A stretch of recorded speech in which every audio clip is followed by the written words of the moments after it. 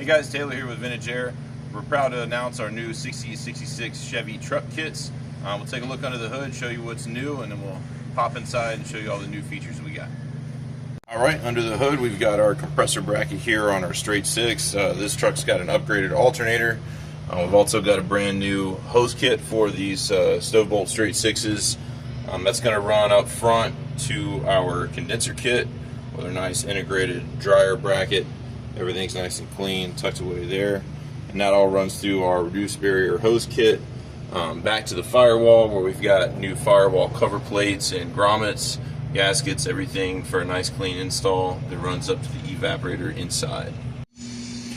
Alright y'all, we're inside our 6063 trucks. First we'll show you our featured control panel here. It's a black anodized electronic control for infinite adjustability. That's controlling our Gen 5 Magnum Max evaporator unit, and that's pushing all that air through 2.5-inch duct hoses that run to our underdash plenum here. The unit's nice and hidden away back underneath the dash, and also behind our included glove box here to replace your factory one. And we'll go ahead and show you our 64 to 66 trucks.